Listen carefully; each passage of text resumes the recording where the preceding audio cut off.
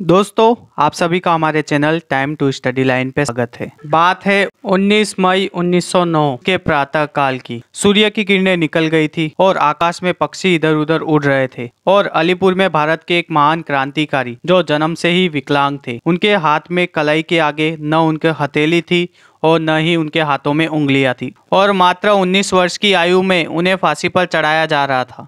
और उन महान क्रांतिकारी ने फांसी पर लटकने से पहले कहा था, मैं हिंदू हूँ, पूर्व जन्म में विश्वास रखता हूँ। फांसी के पश्चात मैं पुनः जन्म ग्रहण करूंगा और पुनः अंग्रेजी शासन को उलटने का प्रयत्न करूंगा और जब तक भारत स्वतंत्र नहीं होगा मैं इसी प्रकार बार बार फांसी पर चढ़ता रहूंगा और बार बार जन्म लेता रहूंगा। हम बात कर रहे हैं बंगाल की भूमि पर जन्म लेने वाले भारत के महान क्रांतिकारी चारू चंद्र बोस की।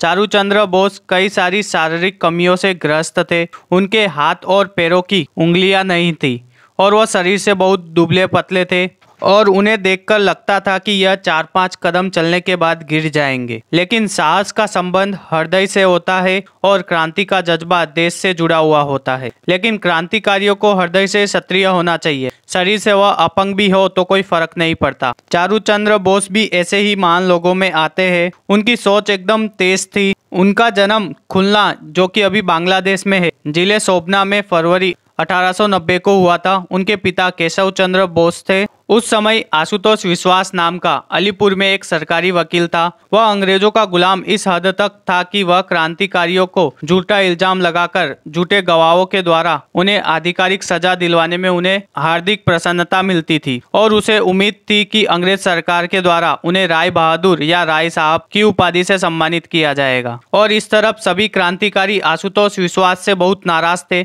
और आशुतोष विश्वास यह सभी क्रांतिकारियों की आंखों में खटकने लगे थे और उनकी दृष्टि को देखकर वह कांप जाता था। उसे डर था कि मौका मिलते ही उसे मौत के घाट उतार दिया जाएगा, इसलिए वह संदिग्ध लोगों से दूर रहा करते थे। ऐसे ही क्रांतिकारियों में से एक थे क्रांतिकारी चारू चंद्र बोस। उन्होंने तय किया कि क्रांतिकारियों के लिए खतरा बनने वाले सरकारी वकील आशुतोष विश्वास को किसी भी प्रकार से खत्म कर देना चाहिए और किसी भी शख्स ने या किसी भी दल ने उनके हृदय में इस जज्बे को जागृत नहीं किया था। इंसाफ करने वाला शनि ग्रह जैसे आशुतोष विश्वास की कुंडली से निकलकर चारू चंद्र बोस की कुंडली में आ बैठा था। इस प्रकार चारू चंद्र बोस मौत के फरिश्ते ही बन गए थे सरकारी वकील आशुतोष विश्वास के लिए। चारू जी एक प्रेस में मेहनत करके अपने जीवन का निर्वाह कर रहे थे और उनके परिवार के नाम पर वह अकेले ही थे और इतना तय था कि उनके कमजोर शरीर में हौसला उनके सिंह के समान था। उन्होंने अकेले ही तय किया था कि मैं इस अदम आशुतोष विश्वास को खत्म कर दूंगा और उन्होंने अपनी कमाई से एक पिस्तौल और कुछ कारतूसें खरीदी और शहर के बाहर निर्जन में जाकर एकलव्य के भांति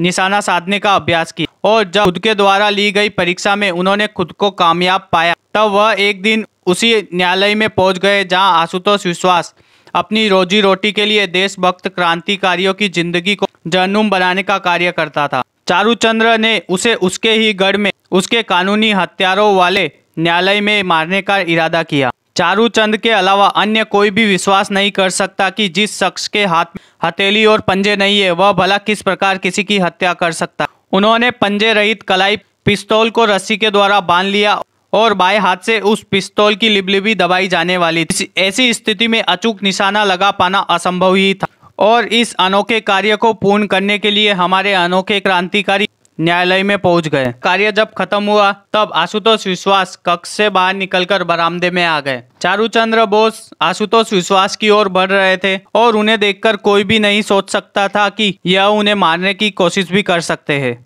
और जब चारू चंद्र बोस ने उन्हें मारने का प्रयास किया तो उनकी दाई कलाई पर बंदी पिस्तौल आशुतोष विश्वास ने देख ली, लेकिन उनके बचाव से पूर्व ही पिस्तौल से छूटी गोली उनके जांघ में जा लगी। दर्द से चीखता आशुतोष जान बचाने के लिए दौड़ा, लेकिन मौत का फरिश्ता उनके पीछे लग चुका था। उनकी जिंदगी खत्म किए बिना वह मानने वाला नहीं था। उन्होंने पिस्तौल को उसके सीने से सटाकर कई गोलियां उसके अंदर दाग दी। बचने का कोई प्रश्न ही नहीं था। आशुतोष कटे वृक्ष की भांति गिर पड़ा था। मौत के थर्रा देने वाले भाव के लिए वह संसार से कूच कर गया था। आशुतोष को उसके पापों का प्रायश्चित करने का अवसर भी नहीं मिला और वह संसार से कूच कर चुका था। घटना स्थल से चारूचंद्र ने भागने का कोई प्रयास नहीं किया। एक सिपाही गोलियों की आवाज सुनकर दौड़ता हुआ वहां पहुंचा। चारूचंद ने उस पर गोलियां भी दागी, किंतु दूरी के कारण निशाना चूक गया। तब तक लोगों ने उन्हें पकड़ लिया, फिर एक हत्यारा समझकर उन्हें मारने पीटने लगे। अपना मकसद पूर्ण होने के बाद की गई मार पिटाई का कोई दर्दीला एहसास भी उन्हें नहीं था। उनके मुख पर ऐसी मुस्कान थी जैसे उन्होंने सब कुछ पा लिया।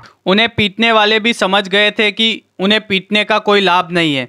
जो वह करना चाहता था उसमें वह कामयाब हो गया है और चारूचंद्र बोस पर हत्या का अभियोग चलाया गया और फांसी की सजा सुनाई गई। फांसी के समय चारूचंद्र ने महसूस किया कि जैसे उन्हें कोई शौर्य पदक दिया जा रहा हो और उन्होंने उस पदक को ईश्वर का पुरस्कार समझकर अपने गले में डाल लिया। और 19 मई 1909 को चारूचंद्र बोस ने अलीपुर सेंट्रल जेल में फांसी का फंदा चूमकर साबित कर दिया कि मातृभूमि की पुकार पर उसके लाडले हर युग में अपना धर्म निभाते रहेंगे। जीवन के किसी भी क्षेत्र में उनका उदाहरण शारीरिक रूप से असक्षम लोगों को साहस और दृढ़ संकल्प के साथ किसी भी स्थिति का सामना करने और पुरुषों की स्वतंत्रता के संघर्ष में भाग लेने के लिए प्रेरित करेगा। ऐसे ही महान क्रांतिकारियों के वीडियो देखते रहने के लिए हमारे चैनल को सब्सक्राइब, कमेंट और लाइक कीजिए।